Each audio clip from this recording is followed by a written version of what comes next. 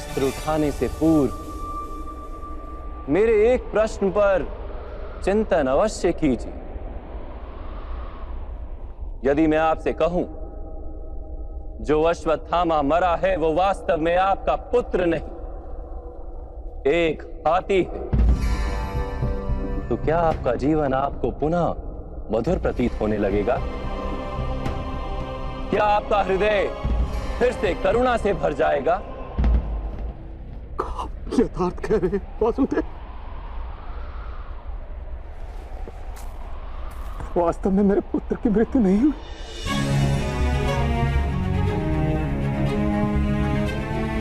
यदि आज आपके पुत्र की मृत्यु नहीं हुई तो कल होगी। विश्व में कौन अमर रहता है गुरुद्रोण? किंतु वास्तविक प्रश्न तो ये कि आपके जीवन के सुख दुख, आशा निराशा, ज्ञान अज्ञान, क्या सब कुछ केवल आपके पुत्र से बंधे? क्या आपके जीवन का दूसरा कोई मूल्य नहीं? क्या आपकी सारी शक्ति, सारा ज्ञान केवल आपके पुत्र के लिए? खुश, मेरे कारण वो संसार में आया। उसने मुझे सुख, सम्मान और स्नेह दिया। मेरे लिए जीवन में उससे अधिक महत्व का कोई नहीं। क्या प्रत्येक पिता अपने पुत्र से अधिक प्रेम नहीं करता? तो विचार कीजिए गुरुद्रोण, जिस पुत्र के प्रति आपको इतना अधिक प्रेम, उसे वास्तव में आपने क्या दिया? संपत्ति दी, सुख दिए, राज्य दिया, संस्कार दिए, विद्या दी, धर्म का ज्ञान दिया गुरुदेव। क्या आप उसे कुछ भी ऐसा दे पाए जिससे उसे आपके रक्षा की आवश्यकता ही ना हो?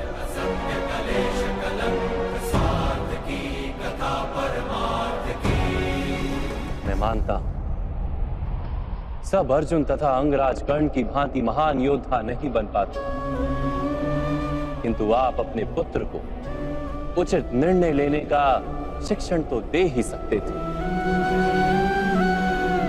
यदि आपने ऐसा किया होता तो आज आपका पुत्र धर्म का शत्रु नहीं होता और आपको भी अधर्म के पक्ष में रहकर युद्ध नहीं करना पड़ता।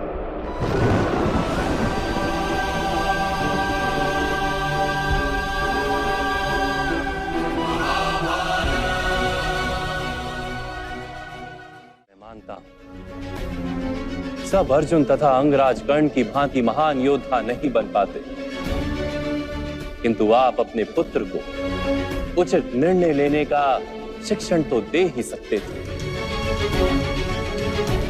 यदि आपने ऐसा किया होता तो आज आपका पुत्र धर्म का शत्रु नहीं होता और आपको भी अधर्म के पक्ष में रहकर युद्ध नहीं करना पड़ता।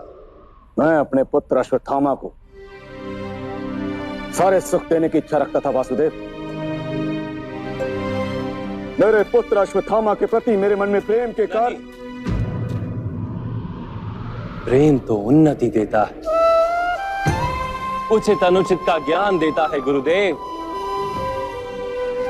प्रेम होता तो आप भी अधर्म से नहीं बंधते और आपका पुत्र भी अधर्म से छूट जाता। वास्तव में ये प्रेम नहीं, आपके मन का मोह। प्रेम और मोह के बीच क्या भेद होता है, क्या आपने कभी विचार किया है?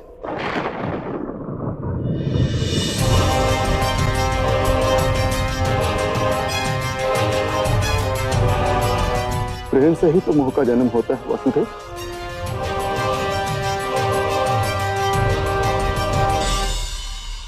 नहीं,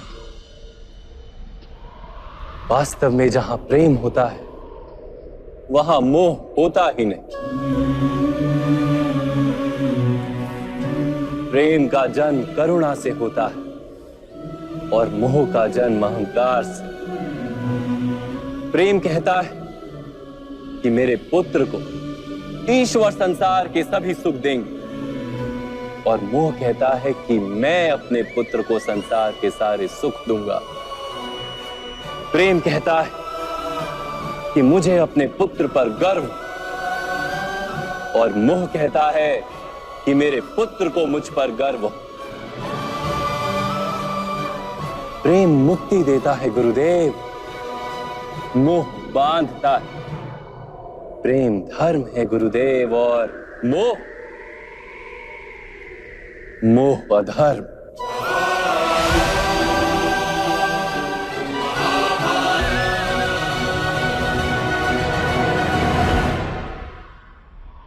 आपने अपने पुत्र को आटे का घोल पीते देख अपनी साधना भंग कर दी थी। उसके स्थान पर अपने पुत्र को आटे के घोल से संतोष मानने की शिक्षा दी होती। अपनी साधना भंग करने के स्थान पर उसे संघर्ष करके कुछ प्राप्त करने का शिक्षण दिया होता, तो क्या आज आपकी स्थिति कुछ भिन्न नहीं होती?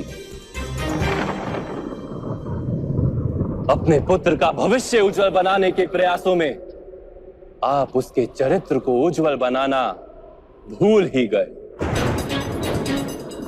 आपके मोह के कारण उसके जीवन से धर्म नष्ट हो गया। लोभ, भय और लालसा का शिक्षण दिया आपने उसे, और स्वयं भी उसी मोह के कारण वास्तव में आप गुरु तो कभी बन ही नहीं पाए, केवल शिक्षक बनकर रह गए आप।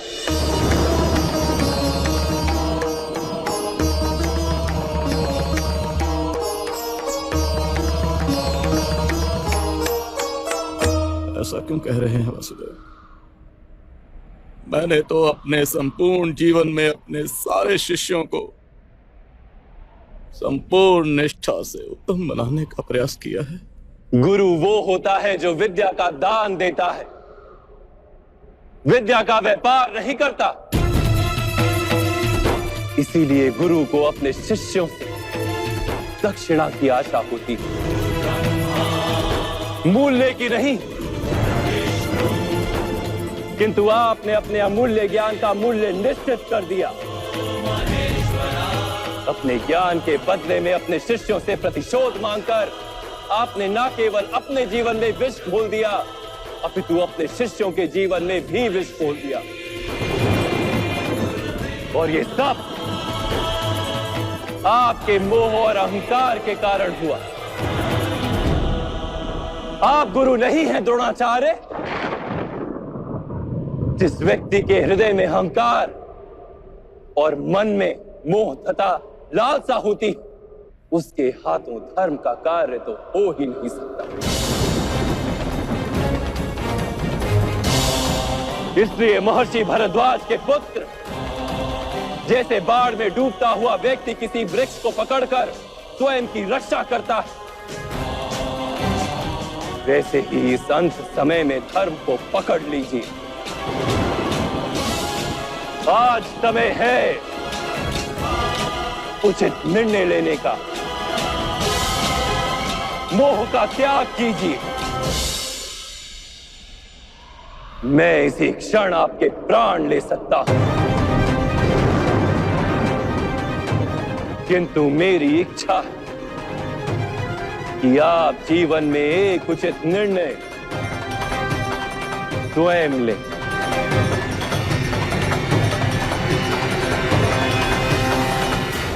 यथार्थ कह रहे हैं आप। मेरा ही दोष था कि मेरे पुत्र अश्वत्थामा को दंड प्राप्त हुआ।